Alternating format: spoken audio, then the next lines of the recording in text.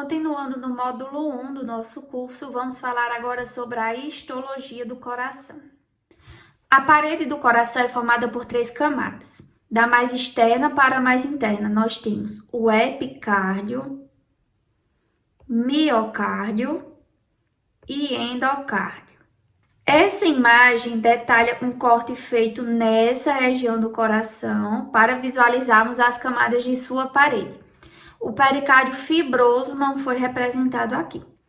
Então, começando com a camada mais externa, que é o epicárdio, que também recebe o nome de lâmina visceral do pericárdio seroso, porque também faz parte do pericárdio seroso.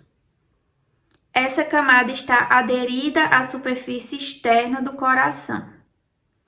É formada por um epitélio simples pavimentoso, que está apoiado sobre uma camada de tecido conjuntivo. E esse epitélio também recebe o nome de mesotélio. Logo abaixo temos a camada subepicardial, que contém tecido conjuntivo, as artérias e veias que vascularizam o coração, nervos e gânglios nervosos. O tecido adiposo que se acumula no coração o faz nessa camada, nas regiões do sulco coronário e interventriculares especialmente, como a gente vê aqui na imagem. A segunda camada da parede do coração é o miocárdio, que é formado pelo músculo cardíaco, e veremos a seguir. Essa imagem histológica detalha o miocárdio e aponta uma de suas estruturas, que são os discos intercalados ou discos intercalares. A terceira camada é o endocárdio, que é formado por um epitélio simples pavimentoso, que é sustentado por um tecido conjuntivo fibroelástico e músculo liso. E essa camada também recebe o nome de endotélio. Abaixo do endotélio temos a camada subendocárdica, formada por tecido conjuntivo frouxo, vasos sanguíneos, nervos e as fibras de Purkinje do sistema de condução do coração. Aqui na imagem a gente tem as lâminas parietal e visceral do pericárdio seroso, e a lâmina visceral também é o epicárdio, que é a camada mais externa do coração. A camada mais interna é o endocárdio e vai ter contato direto com o interior das câmaras cardíacas, átrios e ventrículos. E o miocárdio é a camada intermediária, que a gente vai ver agora. Ela é a intermediária e mais espessa das camadas do coração. É formada por músculo estriado cardíaco e contém células cilíndricas, alongadas e ramificadas, com 1 ou 2 núcleos presentes na região central do sarcoplasma, que é o que a gente vê aqui na imagem. Sarcoplasma é o citoplasma dessas fibras musculares. São células que apresentam numerosas mitocôndrias, porque vai precisar de muito ATP por causa das contrações. E apresenta também discos intercalares, que é uma estrutura apenas presente no músculo cardíaco. A gente vê os discos intercalares nessa lâmina histológica, nessas regiões aqui. A gente tem aqui também a ramificação dessas células e a localização do núcleo, que é central. Já nessa imagem, a gente tem um detalhe de um feixe dessas fibras, onde a gente tem uma fibra muscular cardíaca aqui isolada, mostrando seu revestimento externo, que é o endomísio. É formado por fibras reticulares. Ao redor dos cardiomiócitos, nós temos tecido conjuntivo, que vai organizar essas células em feixes, que se apresentam dessa forma, como mostrada na imagem, facilitando a função desse músculo, que ejeta sangue dos átrios para os ventrículos, de cima para baixo, e dos ventrículos para o tronco pulmonar e a aorta, de baixo para cima. Já nessa outra imagem, nós temos os detalhes de um cardiomiócito, onde podemos ver primeiramente que são células ramificadas, com núcleo central, que apresenta mitocôndrias e muitas miofibrilas. Essas estruturas em azul são os retículos sarcoplasmáticos, que se distribuem por todo o sarcoplasma ao redor das miofibrilas. São equivalentes ao retículo endoplasmático liso de outras células. Já essas estruturas mais claras são os túbulos T, que são projeções da membrana plasmática dessa célula, e também se associam às miofibrilas. Essa configuração de retículo sarcoplasmático e túbulo T é importante para a contração muscular e a gente vai ver isso nas aulas de fisiologia. Por fim, temos nessa região os discos intercalares e aqui em maiores detalhes seus componentes, ou melhor, alguns de seus componentes. As junções comunicantes ou junções gap e as zônulas de adesão ou desmossomos. Nessa imagem histológica, a gente vê aqui também o local dos discos intercalares. Os discos intercalares são estruturas responsáveis pela adesão entre os cardiomiócitos. Vai ter um aspecto de degrau de escada e pode ser dividido em uma porção transversal, onde encontramos a fáscia de adesão, que ancora os filamentos de actina das miofibrilas, e os desmossomos, que unem essas células mecanicamente. A fáscia da adesão é equivalente aos discos ex dos sarcômeros lá do músculo estriado-esquelético. A outra divisão é na porção lateral, paralela às miofibrilas, onde a gente encontra junções gap ou junções comunicantes, que permitem a rápida difusão de íons. Esses íons despolarizam os cardiomiócitos, conduzindo os potenciais de ação que iniciaram no sistema de condução do coração. Isso a gente vai entender melhor nas aulas de fisiologia. A presença dos discos intercalares, então, faz com que o músculo cardíaco se comporte como um sincício.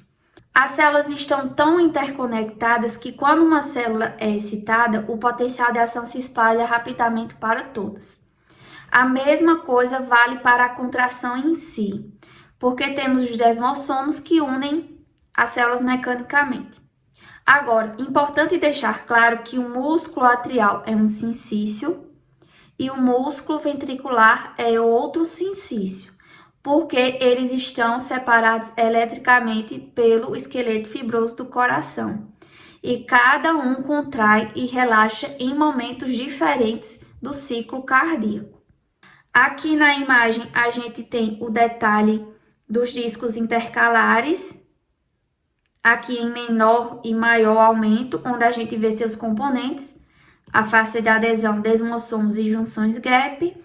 E aqui é uma microscopia de varredura de um ventrículo direito de macaco, onde a gente vê os detalhes ultraestruturais dos discos intercalares. Cada fibra muscular contém milhares de miofibrilas, que são organelas longas em forma de bastão, formadas por miofilamentos proteicos, que são chamados de filamentos finos e grossos, e são formados por actina e miosina, respectivamente. Ocupa mais de 80% do sarcoplasma da fibra muscular e elas são especializadas na contração muscular. As proteínas das miofibrilas são organizadas em estruturas repetidas, que são os sarcômeros. Quando a gente estuda o tecido muscular, o sarcômero estudado é o do músculo esquelético. Mas o músculo cardíaco também contém sarcômeros, porque também é um tecido muscular estriado, assim como o tecido esquelético. Visto ao microscópio, o arranjo dos filamentos finos e grossos em uma miofibrila gera um padrão repetido de bandas claras e escuras, e uma única repetição desse padrão forma o sarcômero. E como vocês podem ver aqui, ele tem vários componentes: banda A, banda I, disco Z ou banda Z. Então a gente vai ver cada um a partir de agora. A primeira estrutura que a gente vê do sarcômero são os discos Z, que delimitam o sarcômero de cada lado.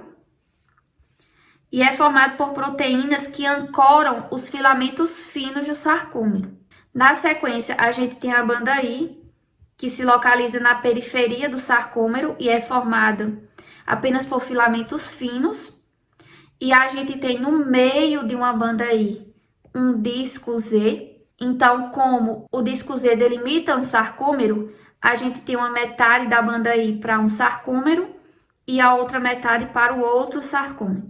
A terceira região é a banda A, que está localizada na região central do sarcômero e vai ter apenas... Aliás, vai ser formada pelo comprimento dos filamentos grossos, que são os filamentos formados por miosina, mas nas suas regiões mais laterais a gente tem uma sobreposição desses filamentos grossos com os filamentos finos. Temos também a zona H, que está localizada internamente à banda A e é o local onde a gente tem só filamentos grossos. E por último, a linha M, que é a região central do sarcômero e é equivalente ao disco Z. Ele ancora os filamentos grossos, enquanto o disco Z ancora os filamentos finos. A contração ocorre pelo encurtamento do sarcômero. Então, o sarcômero é a menor unidade de contração dos músculos. Esse encurtamento ocorre devido à sobreposição dos filamentos finos e grossos que aumentam. Então, aqui a gente tem um sarcômero relaxado e aqui um sarcômero contraído. E percebam que o local de sobreposição entre os filamentos finos e grossos aumentou no sarcômero contraído. Consequentemente, as bandas I e zona H, que eram regiões onde não havia sobreposição, se tornam menores no sarcômero contraído. As proteínas das miofibrilas que formam o sarcômero são a actina e a miosina, principalmente. A miosina forma os filamentos grossos e a actina, junto com duas proteínas reguladoras, a troponina e a tropomiosina, formam os filamentos finos. Além disso, nós temos duas proteínas acessórias, que são a titina e a nebulina. O alinhamento adequado dos filamentos finos e grossos dentro do sarcômero é assegurado por elas, a titina e a nebulina. A titina é uma proteína elástica muito grande, sendo a maior proteína conhecida, composta por mais de 25 mil aminoácidos. Uma molécula de titina vai se estender do disco Z até a linha M, onde encontra a molécula de titina do outro lado do sarcômero.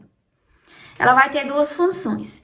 Ela vai estabilizar a posição dos filamentos e vai fazer com que os músculos, após o estiramento, retornem ao seu comprimento de repouso por causa das suas propriedades elásticas.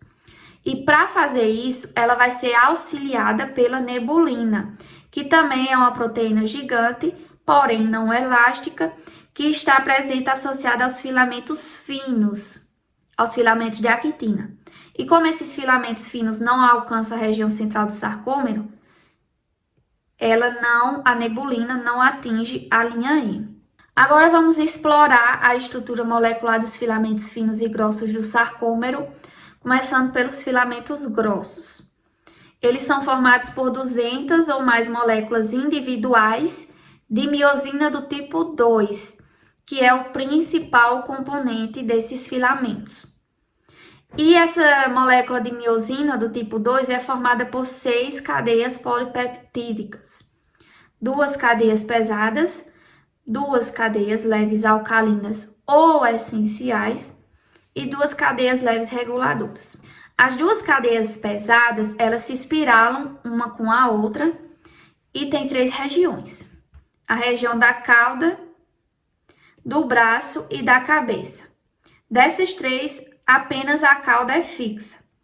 E como o filamento grosso é formado por 200 ou mais dessas moléculas, a organização final fica dessa forma, com as cabeças voltadas para a parte lateral do filamento grosso. A região do braço e da cabeça fica projetada para fora, uma de cada lado, um braço e uma cabeça de cada lado, como a gente vê na imagem. E o braço é articulável. Ele tem 2 locais onde ele pode se movimentar. É como se fossem dobradiças, digamos assim. A união do braço com a cauda e do braço com a cabeça são esses locais e permite seu livre movimento. E isso é necessário porque durante a contração, a cabeça da miosina faz um movimento de força que vai puxando as moléculas de actina para o centro do sarcômero para encurtar ele, aumentando lá a região de sobreposição dos filamentos finos e grossos. Nós temos na região da cabeça as cadeias leves alcalina e reguladora, embora a imagem não mostre elas na região da cabeça, mas eu trouxe essa imagem porque ela mostra os sítios de ligação que existem na cabeça, que são os sítios de ligação para o ATP e para a actina. Isso aqui vai ser muito importante quando a gente estiver estudando a contração. A cadeia leve essencial estabiliza a posição da cabeça e a cadeia leve reguladora regula a atividade atepásica da cabeça da miosina. Já os filamentos finos são formados por monômeros de actina G, que é a actina globular, que vão se organizar formando estruturas filamentosas. Vai ser 2 filamentos que vão se enroscar um com o outro, assim como a miosina. Aí essa estrutura filamentosa é chamada de actina F. Nós temos também no filamento fino a troponina e a tropomiosina, sendo a tropomiosina essa estrutura também em dupla hélice, que vai se organizando no filamento fino nas regiões próximas aos sulcos entre os 2 filamentos aqui da actina F. E a troponina é um heterotrímero, é uma proteína com 3 subunidades diferentes. A gente tem uma subunidade que se liga à actina, outra que se liga ao cálcio e outra que se liga à troponina. O que vai acontecer durante a contração, o estímulo para a contração inicial, a gente vai ver que vai ser o cálcio. Um influxo de cálcio nas células musculares, e esse cálcio vai se ligar à subunidade C, e essa troponina vai se movimentar. Quando ela se movimenta, ela move a tropomiosina, porque ela também está ligada a ela. Aí, durante esse movimento, vai haver uma região aqui da actina, onde existem sítios de ligação para a miosina, que antes estavam recobertos pela tropomiosina. Mas com esse movimento, estimulado inicialmente pelo cálcio, esses sítios se tornam expostos e aí a miosina se liga na actina. As válvulas cardíacas, histologicamente falando, são formadas por tecido conjuntivo, fibras colágenas e fibras elásticas. Elas têm 3 camadas: a camada esponjosa, fibrosa e ventricular. A camada esponjosa é formada por tecido conjuntivo frouxo e está localizada no lado atrial para as válvulas atrioventriculares ou dos vasos para as válvulas semilunares. Também encontramos nessa camada esponjosa, além do tecido conjuntivo frouxo, fibras colágenas e elásticas que vão estar dispostas frouxamente e imersas em proteoglicanos. Ela vai agir como um absorvente de choques, atenuando as vibrações durante seu fechamento. A segunda camada é a camada fibrosa, que contém extensões do tecido conjuntivo denso lá do esqueleto fibroso do coração, e também vai ter fibras colágenas e elásticas. Já a última camada é a camada ventricular e é formada por tecido conjuntivo denso com muitas camadas de fibras colágenas e elásticas recobertas de endotélio. Vai ser contínua com as cordas tendinhas nas válvulas atrioventriculares. Essas válvulas são formadas por cúspides ou válvulas, como vimos na aula de anatomia, e elas são avasculares. Elas são nutridas e oxigenadas graças ao sangue que passa aqui por elas, dentro dos átrios e ventrículos, pois a sua superfície é fina o suficiente para possibilitar a difusão. Por último, temos o esqueleto fibroso do coração, que é formado por tecido conjuntivo denso, mais fibras colágenas orientadas em várias direções. Na aula de anatomia, nós já vimos os seus componentes, que são os anéis fibrosos, o trígono fibroso e o septo membranáceo. Dentre as funções do esqueleto do coração, temos que ele separa átrios e ventrículos eletricamente. O nó atrioventricular, que a gente vai conhecer na primeira aula de fisiologia, é o único local de comunicação elétrica entre átrios e ventrículos. É essa regiãozinha aqui amarela da imagem.